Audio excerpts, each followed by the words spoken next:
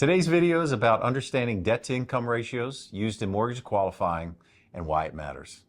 Hi, if you're new to the channel, I'm David Horvath, Vice President and Mortgage Loan Officer with Meridian Bank, and I have over 30 years of experience helping clients to finance and refinance their homes. If you enjoy this video, please subscribe to the channel and hit the like button for us. It will help us reach more people. So what is debt-to-income ratios? The debt-to-income ratio is a financial measure that compares your total monthly debt payments to your gross monthly income. It is expressed as a percentage and is a key factor that lenders consider when evaluating your mortgage application.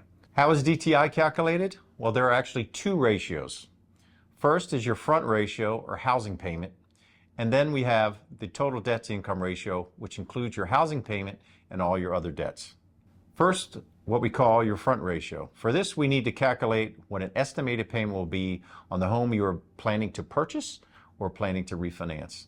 This includes principal and interest, property taxes, home insurance, including flood insurance if needed, and any HOA or condo fees due per month. Total monthly debt payments add up all your monthly debt obligations, including mortgage payments, car loans, student loans, credit card payments. Of course, we only use the minimum payment on your credit cards, and all other personal loans. This also includes any child support payments or alimony payments that you make. We also have to look at debt that you may have co-signed with other people, and there are times when we don't have to count this payment against you. Now, lenders do not count your utility bills, cable, TV, or cell phone bills in your ratio. Now that we have your debt calculated, we have to calculate your monthly income. To determine your gross monthly income, we use the income that you're paid before taxes and deductions. This is usually easy when you're on a salary and gets a little more challenging when you work an hourly job and maybe some overtime. Now, if you're a self-employed, the income calculation is a bit more complicated, and you may want to work with an experienced lender who's familiar with reading tax returns. Okay, so now that we have your total debt and your income calculated, we have to figure out what the ratio is. And that's rather simple. So we'll take your estimated house payment, let's say that is $2,600 per month. We'll take your other debts, which let's say we estimate those at $1,400 per month. That gives us a total of $4,000. So if your income is $10,000, we will divide those two numbers to come up with a 40% debt-to-income ratio. So why does DTI matter? Well, lenders use DTI to gauge your ability to manage monthly payments and to repay borrowed funds.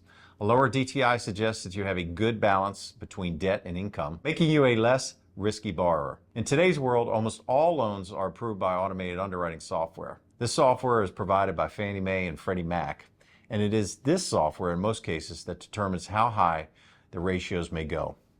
It will analyze all variables such as down payment, credit scores, reserves, and your DTI to determine if your loan is approved or not. Now, government loans like FHA and VA often allow for higher ratios versus conventional financing. Now remember, once we have an AUS approval, the loan is still reviewed by a human underwriter who then makes sure that the income and debt numbers are calculated correctly.